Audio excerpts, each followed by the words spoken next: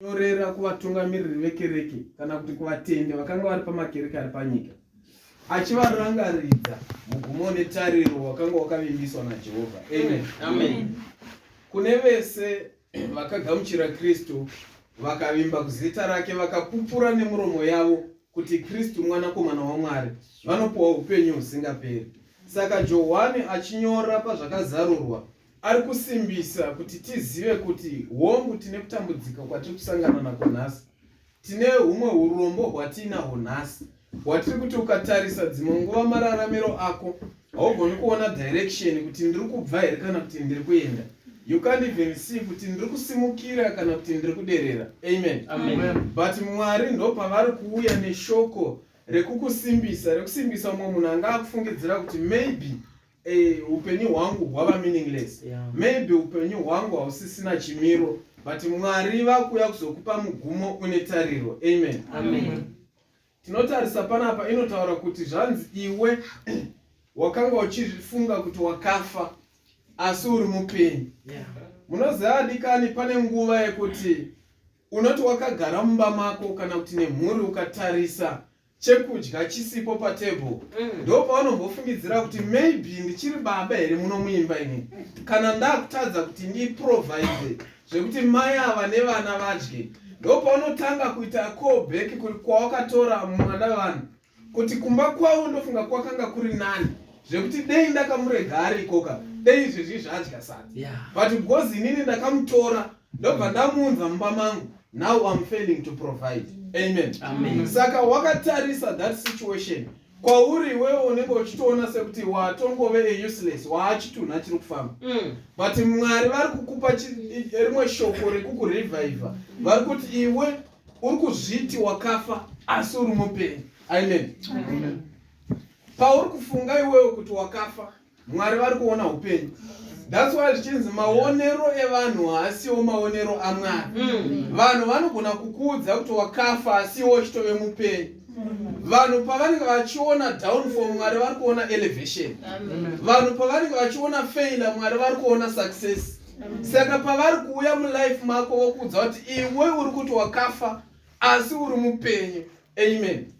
Pamwe pacho newe wacho nekuda kwemashoko evanhu unenge wakutoona kuti zveshuwa apa ndakundikana, zvechokwadi apa am useless, handisisina basa ndapera.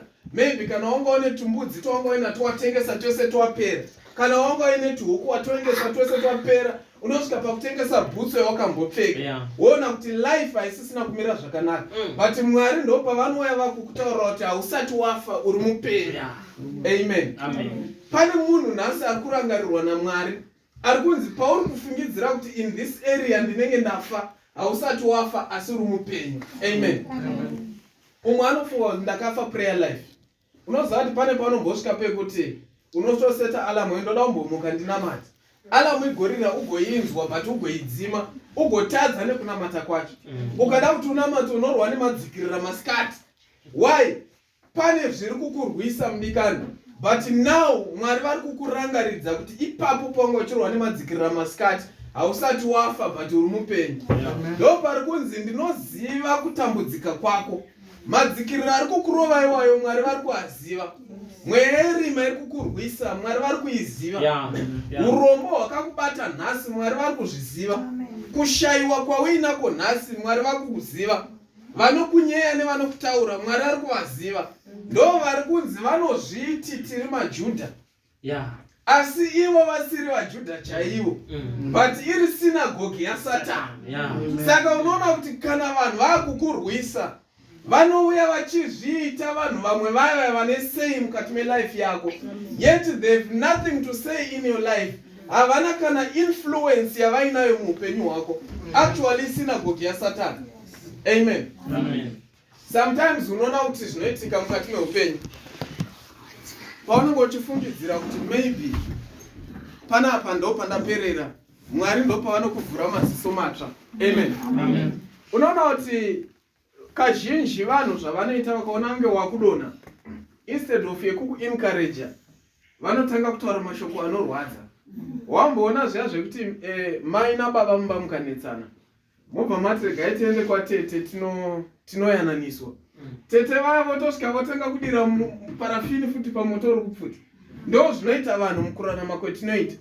Kwekuti paunenge uchiti uri padambudziko, you need help, vanhu havakwanisi kukubatsira, but vanhu vanova nemashoko ekukuudza kuti hashamwarika, apa pawatosvika pakwana wati uchamuka here, unenge uchirwara uri panhovo, munhu waya kudza kuti marwariro aya hatichaoni mupenyu. Amen. Iwe uri panhovo, uri kuda somebody anokucomforta kuti mwana wamai simba zvinoita, you are a fighter, but ndo pari kuuya munhu ari kukuudza kuti hatichaoni upenyu. Vamwe vanenge vakutotanga kuti mama kanyora will, vakuda kutoziva kuti masita avo aripo. Ndavari kutoda kuti mbudzi twawina toitoto. Pane kuti vakupe hope yekuti don't worry, you will recover. Pane kuti vasvike vakunyengeterere, they come there vokuudza zvavo kuti apa zvaenda. Saka Mwari ndo pavanobva vauya kuburikidza neivhangeri. Mwari hatimbofi takavaona vadikani kuti uzoti ndasangana naMwari muna chechi vachifamba, hazviite izvozvo. Mwari havauyi physically kuti uvaone, but Mwari vanotaura newe kuburikidza neivhangeri. Saka maKristu tichikurudzirwa kuti ngatigarei tichiverenga, nekuti mukuverenga tinopuwa mugumo unenge une tariro. Mukuverenga tinopuwa mazwi anotisimbisa. Chero uri pakurwara, chero uri muchipatara, chero uchipedza kuitwa operation, pane paunongosangana nerugwaro runokusimbisa kuti no, my God is not a failure. Ukangofunga kuti Lazaro akanga ane 4 days avigwa, akanga akutonhuwa zvekuti I believe honye dzakadzatanga kutomudya, but zvinoitika ndezvekuti kana Jesu vapinda manje vangotaura izwi chete, havana kunamata. Vakataura izwi, vataura izwi mudikani, honye dzakanga dzadya imwe nyama yaRazaro dzakairutsa kuti idzokere panzvimbo. Saka Mwari pavanotaura izwi mulife mako, nezvinhu zvakadya chipi nechipi chinonzi chako zvinorutsa kuti zvidzokere panzvimbo. Amen.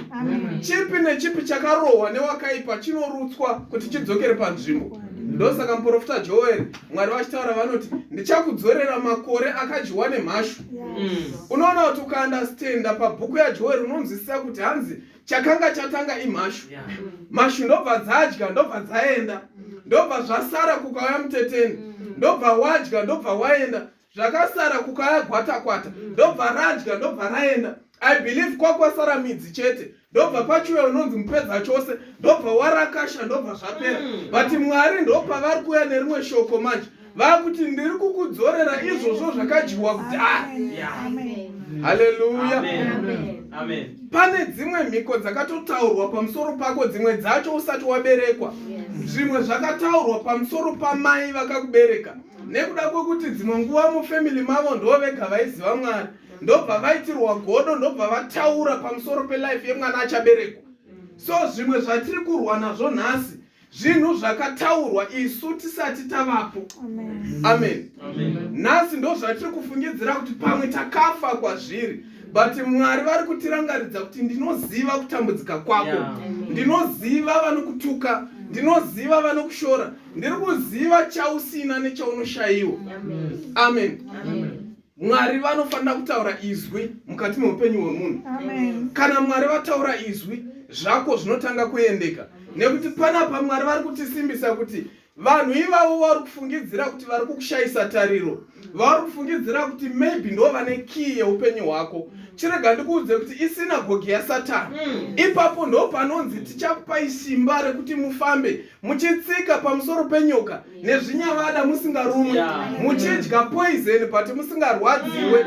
Pamwe pacho kana Mwari vataura shoko mulife mako, chero ukaisirwa poison mudikani, unotorova kuenjoya chikafu as if everything is normal. Vapedza vachatarisa kuti tichaona ubata mudumbu, voona uri kutofamba uri kutoseka.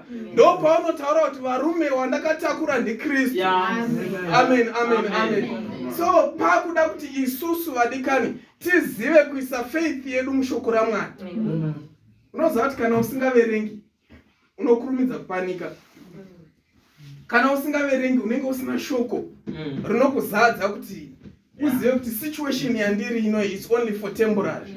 Hapana munhu ari musituation iri bad for permanent.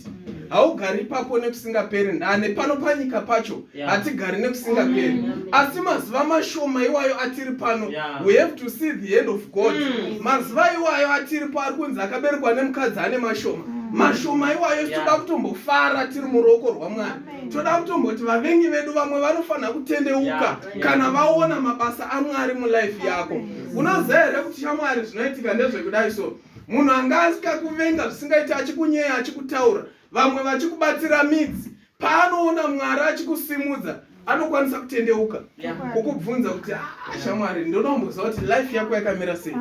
Ndobvobva wangoti areka ndipinde mumba, wobuda zvako wakabata kabhuku kane cover yeblack. Womunza life yangu yakamira sei. Kune munhu anogona kutotendeuka. So life yako kuchinjwa kwainoitwa naMwari kunogona kutendeutsa nyika. Unoziva here kuti kuparidza haisinyaya kumira panapa. Tovhura vhesi toverenga toparidza. But kuparidza kumwe kwacho kunoonekwa chete kuburikidza nelife yako. Amen. Chimbofunga kuti munhu akaona life yaJobho panguva yakanga achikwenya, akazoona life yake zvaita zvakanaka zvakufaya. Unonzwa munhu akarega kunamata here? Definitely I believe kuti akatotendeuka akanamata. Nekuti kana shamwari dzake dzaimuaccusa, padzakaona Mwari akuita zvimwe zvinhu, dzakanotsvaga kupisira zvipisiro zvekukumbira regero kuti Mwari no, tatakarashika murume right. So toda kuti Mwari vataure izwi mukati muupenyu hwedu. Manheru ano munamato wedu ndokuti Mwari, vanhu vanotaura mashoko avanotaura. Vamwe vanhu vari kutoona sezvitunha, vamwe vakatoti chere, vamwe vakatoseta madhete manyaradzo kudhara. Isu tiri vapenyu. Unoziva kuti ukatarisa mafiro anoita vanhu especially munyika yeSouth Africa, vanhu vanongofa wangobuda panze wotorwa nemotikari wotofa. But Mwari nekuti vari kuti ndiri kukuziva, uri kufunga zvako kuti wafa but uchiri mupenyu. Mwari kana vakaisa zodzo mukati memusoro wako, chero ukafungidzira kuti zvadhakwa, Mwari vanokusumudza kubva kumadota. Amen. Mwari vanokusumudza pausingafungidziri. Saka toda kuti tisvike patinosimuka titi Mwari wenyasha zhinji, chimbotaurai shoko reupenyu mulife mangu. Iwewe ndiwe unoziva pakafa mulife yako. Iwe ndiwe unoziva pakafa kumba kwako. Unoziva here kuti Mwari zvinoita Satani anotanga kurwisa mamarriage kazhinji. Akaziva kuti baba naamai mumba mese munonamata. Nekuti ukatarisa sometimes machechi the reason why akazara nemadzimai ndezvekuti vamwe vana baba vanenge vasingauyi. Akaziva kuti mese muri vaviri munonamata, anotsvaga kuti mukonana. Kana makonana prayer life yenyu haisina kumira zvakanaka. Kana prayer life yababa neamai isina kumira zvakanaka, zvinhu izvozvo zvatodhaka. Ndopekuti Satani ava nematomo manje. Akukutaridza kwaanoda iye ndokweunoenda, kwaanoda iye ndokweunoenda. Saka dzimwe nguva futi anouya okupa false destiny. Mwari anenge akakudza kuti uri kunanga uku. Mwari vakakugadzirira something very important. But Satani anouya okuluwa so okupa something small. Chekungotira kuti usafocus nekwauri kuenda. Saka toda kuti Mwari vataure shoko rinotipa direction, rinotidzidzisa nzira dzekufamba nadzo, kuti kana takupuwa false hope tizive kuti no, uku hatisi kukona, tiri kuramba tichienda kwatakananga nekuti ndokune destiny. Saka toda kuti tisvike patinosimuka manheru ano, tisvike patinonamata, titi Mwari wekudenga, taurai shoko mulife mangu, taurai shoko rinodzora upenyu mulife mangu. Ngatisvike patinoenda titende Mwari.